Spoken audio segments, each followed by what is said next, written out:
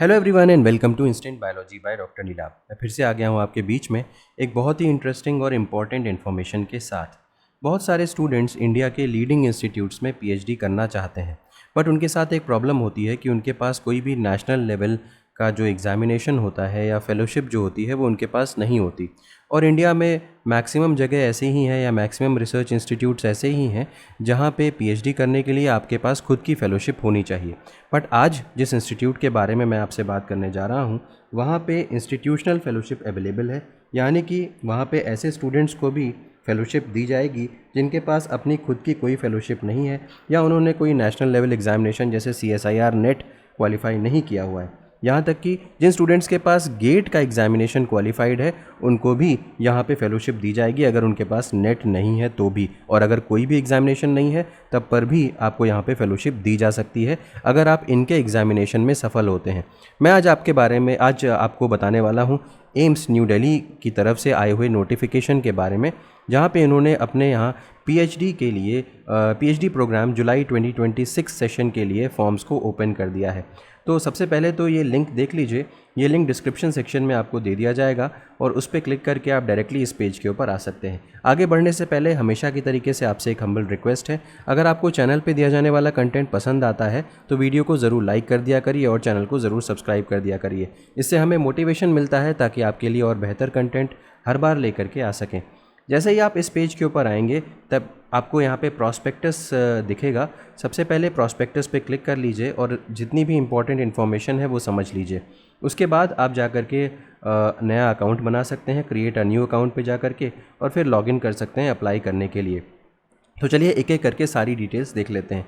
सबसे पहले आप प्रोस्पेक्टस पे क्लिक करिए और प्रोस्पेक्टस पे क्लिक करने के बाद आप इस पेज के ऊपर आ जाएंगे जहाँ पे एम्स का प्रोस्पेक्टस खुल जाएगा। ध्यान रखिए ये एम्स न्यू दिल्ली का ही फॉर्म है। अब यहाँ पे पीएचडी प्रोग्राम जुलाई 2026 सेशन के लिए पीएचडी एडमिशन्स ओपन हो चुके हैं।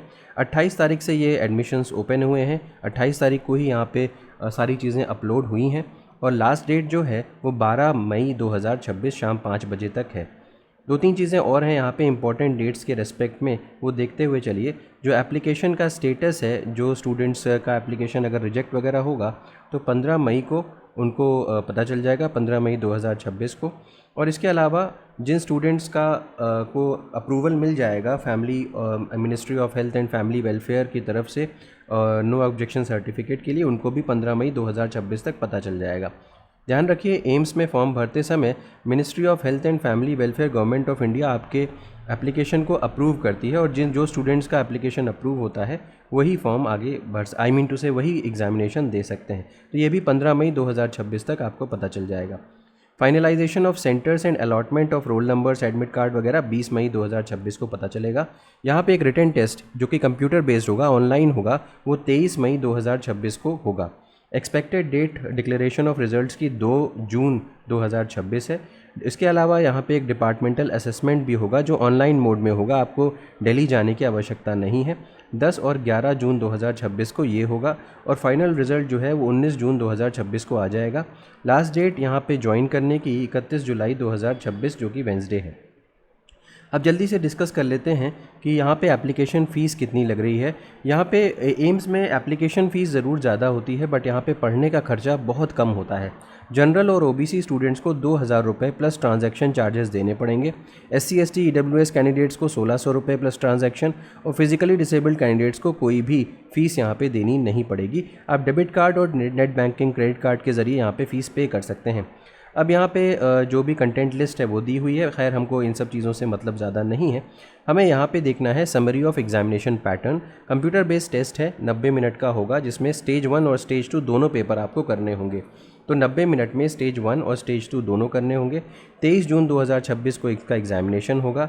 दिल्ली NCR में ही सेंटर पड़ेगा। बहुत सारे स्टूडेंट्स ये बार बार पूछते रहते हैं क्योंकि वो पूरा वीडियो देखते नहीं हैं। तो अगर आप वीडियोस देख लेंगे तो आपको कुछ सवाल पूछने की ही ज़रूरत नहीं पड़ेगी। दिल्ली NCR में ही इसका सेंटर पड़ेगा, कहीं बाहर सेंटर नहीं पड़ने वाला। एक ही शिफ्ट में पेपर होगा, 1.5 घंटे का पेपर होगा, 10 बजे सुबह से 11:30 बजे तक। और इंग्लिश में होगा, ऑब्जेक्टिव टाइप होगा। स्टेज 1 और स्टेज 2 मिला करके 70 क्वेश्चंस आपसे पूछे जाएंगे, 70 क्वेश्चंस, 30 + 40। और इन क्वेश्चंस का टाइप MCQ टाइप होगा। डिस्ट्रीब्यूशन ऑफ क्वेश्चंस के बारे में बात करें तो यहाँ पे मेडिकल, डेंटल या नर्सिंग कैंडिडेट्स के लिए ऊपर दिया हुआ है, और जो मैंने हाईलाइट किया हुआ है येलो से वो नॉन मेडिकल कैंडिडेट्स के लिए है। एप्टीट्यूड रिलेटेड क्वेश्चंस जो होंगे वो 30 मार्क्स, और सब्जेक्ट रिलेटेड क्वेश्चंस 40 मार्क्स मैंने बोल दिया, 30 क्वेश्चंस और 40 क्वेश्चंस होंगे। हर क्वेश्चन का 1 नंबर होगा और इनकरेक्ट आंसर पे -1/3 हो जाएगा। अनआंसर्ड क्वेश्चंस को 0 मार्क्स दिए जाएंगे। Method of cut off decide अगर बताएं तो 35 नंबर आपके स्टेज 1 और स्टेज 2 कंबाइंड आने चाहिए, तभी आप स्टेज 3 के लिए एलिजिबल होंगे। इसके अलावा स्पेशल वेटेज के बारे में मैं अभी आपको आगे बता दूंगा। ये सारी की सारी डिटेल्स दी हुई हैं कि कितने क्वेश्चंस होंगे, ये मैं आपको ऑलरेडी बता चुका हूँ। और नीचे स्क्रॉल करते हुए जाइए तो सबसे एक ख़ास बात जो यहाँ पे है उसको देख लीजिए। जो टोटल नंबर ऑफ़ डिपार्टमेंट्स हैं, कई सारे हैं यहाँ पे, 29 डिपार्टमेंट्स हैं। और यहाँ पे अगर हम देखें तो कुछ सीट्स ऐसी हैं जहाँ पे फंड्स अवेलेबल हैं, यानी कि प्रोजेक्ट्स होंगे जो जिसमें कि ऐसे स्टूडेंट्स को लिया जा सकता है जिनके पास कोई भी खुद की फेलोशिप नहीं है। तो यहाँ पे साफ तौर पे लिखा हुआ है seats available to all candidates. These seats have funds available in project FA, यानी कि फंड्स अवेलेबल, यानी कि यहाँ पे वो स्टूडेंट्स अप्लाई कर सकते हैं जिनके पास खुद की फेलोशिप नहीं है या नेट गेट वगैरह क्वालिफाइड नहीं है। यहाँ पे दूसरा जो ऑप्शन दिया हुआ है, seats available only to candidates who have their own fellowship, यानी कि आपके पास नेट, ICMR वगैरह होना चाहिए तो ही आप इसमें अप्लाई कर सकते हैं। टोटल नंबर ऑफ़ सीट्स मिला करके यहाँ पे दी हुई है इस जगह पे, ये देख सकते हैं। तो डिपार्टमेंट्स दिए हुए हैं और उसके रिस्पेक्ट में सीट्स भी दी हुई हैं। अब बायोटेक्नोलॉजी की अगर मैं एक एग्जांपल के तौर पे बात करूं तो 2 सीट्स ऐसी हैं जहां पे फ़ंड्स अवेलेबल हैं, 7 सीट्स ऐसी हैं जहां पे फ़ंड्स अवेलेबल नहीं हैं, ओन फेलोशिप वाले अप्लाई कर सकते हैं। टोटल मिलाकर के 9 सीट्स हो गई। इसी तरीके से अगर आप नीचे जाकर के देखें तो कुल मिलाकर के 73 सीट्स हैं PhD के लिए यहाँ पे, जिसमें 28 ऐसी हैं जिसमें इंस्टीट्यूशनल फेलोशिप दी जा सकती है और 45 ऐसी हैं जिसमें कि कैंडिडेट की खुद की फेलोशिप होनी चाहिए। अब यहाँ पे जो B ऑप्शन दिया हुआ है, यानी कि B जो सीरियल नंबर दिया हुआ है, यहाँ पे हर डिपार्टमेंट में FA या FA2 या OF के हिसाब से एलिजिबिलिटी क्राइटेरिया दिया हुआ है। जैसे अगर मैं एनेस्थीसियोलॉजी के बारे में यहाँ पे करूँ तो कोड नंबर FA मतलब फंड्स अवेलेबल, FA1 और FA2 दोनों दिया हुआ है। अब यहाँ पे देखिए अगर मैं एनाटॉमी की बात करूँ तो FA2 की 2 सीट्स हैं, ओन फेलोशिप की 3 सीट्स हैं, कुल मिलाकर के 5 सीट हो गई। अब यहाँ पे FA1 अगर आप देखें तो FA1 के लिए ये प्रोजेक्ट का टाइटल है। इसके अलावा यहाँ पे broad area of research, electron microscopy वगैरह है, और यहाँ पे नीचे आकर के आप इसको चेकआउट कर सकते हैं। ये इतने सारे स्टूडेंट्स यहाँ पे एलिजिबिलिटी है, यानी इतनी जो डिग्रीज़ हैं वो एलिजिबल हैं। तो काफ़ी सारे डिग्रीज़ को एलिजिबल यहाँ पे किया गया है। लेकिन एक ख़ास बात है, कुछ जगहों पे इन्होंने ये लिख रखा है कि FA में भी कम से कम आपके पास गेट होना चाहिए या नेट होना चाहिए। नेट में अगर फेलोशिप नहीं भी है तो भी आप अप्लाई कर सकते हैं, यानी कि आपको पता होगा 3 कैटेगरी होती हैं। तो अगर आपके पास फेलोशिप नहीं भी है तब पर भी अगर आपके पास नेट या गेट है तो आप अप्लाई कर सकते हैं यहाँ पे। इसी तरीके से FA2 के बारे में देखें तो यहाँ पर भी इतनी सारी डिग्रीज़ दी हुई है और यहाँ पे कोई भी चीज़ नहीं दी हुई है इस बारे में कि नेट गेट होना चाहिए। दैट मीन्स यहाँ पे हर एक इंडिविजुअल अप्लाई कर सकता है, चाहे आपके पास फेलोशिप हो चाहे ना हो। अब यहाँ पे बायोटेक, बायो इन्फॉर्मेटिक्स देख सकते हैं कितने सारे लोगों को अलाउ कर रखा है, और यहाँ पे ये दिया हुआ है प्रोजेक्ट की डिटेल्स। अब इधर दिया हुआ है OF1, OF2, OF3 यानी कि ओन फेलोशिप वालों की डिटेल्स। फिर आ जाइए बायोकेमिस्ट्री में, फंड्स अवेलेबल में दिया हुआ है, एक पोजीशन है और यहाँ पर भी अपर age limit 35 years he mentioned है, और इसके अलावा सारे के सारे लोग अप्लाई कर सकते हैं, चाहे नेट गेट हो चाहे ना हो, सारे अप्लाई कर सकते हैं। इसी तरीके से आपको सारे डिपार्टमेंट्स को चेक कर लेना है। अगर आपके पास नेट है या गेट है या कुछ भी नहीं है तो उस हिसाब से आप चेक कर सकते हैं कि आप कहाँ कहाँ पे अप्लाई कर सकते हैं। ठीक है, तो ये सारी की सारी डिटेल्स हो गई इससे रिलेटेड, इसको स्क्रॉल कर लीजिएगा। और इसीलिए मैंने आपसे कहा था कि प्रॉस्पेक्टस को पहले से देखना ज़रूरी है ताकि आपको एक अंदाज़ा लग सके कि आप कौन कौन से डिपार्टमेंट्स में एलिजिबल हैं। अब जनरल एलिजिबिलिटी के बारे में बात कर लें, नॉन मेडिकल वाले स्टूडेंट्स के लिए आपके पास मास्टर्स की डिग्री होनी चाहिए जो कि 2 साल का कोर्स होना चाहिए और इंडियन यूनिवर्सिटीज़ के द्वारा अवॉर्डेड होना चाहिए। इसके अलावा कोई भी और डिग्री कंसिडर नहीं की जाएगी, जो भी मेंशन्ड है वही डिग्रीज़ कंसिडर की जाएंगी। Candidates holding MSc other than MSc nursing, MTech degree, ये सारे के सारे will be eligible for non medical qualification. तो अगर केवल MSc है, MSc नर्सिंग के अलावा, तो आप नॉन मेडिकल कोर्सेज में अप्लाई करेंगे।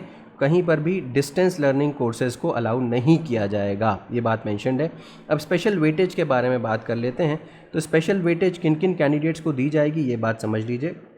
स्पेशल वेटेज उनको दिया जाएगा जो ओन फेलोशिप कैटेगरी में अप्लाई कर रहे हैं, उनके पास जॉइंट CSIR UGC वगैरह का क्वालिफाइड है।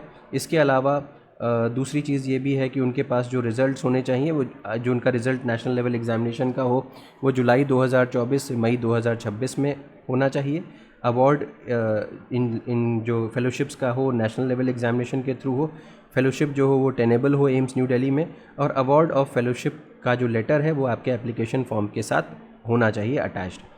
ये हो गया। अब बात करते हैं कि स्टेज नंबर 1 स्टेज नंबर 2 की डिटेल्स मैंने आपको दे ही दी थी। स्टेज नंबर 3 में उन्हीं कैंडिडेट्स को कॉल किया जाएगा जो एटलीस्ट 35 नंबर लेकर के आएंगे स्टेज नंबर 1 और स्टेज नंबर 2 में। स्टेज नंबर 3 में एक तरीके का डिपार्टमेंटल असेसमेंट है और वो ऑनलाइन है, आपको कहीं जाने की आवश्यकता नहीं है।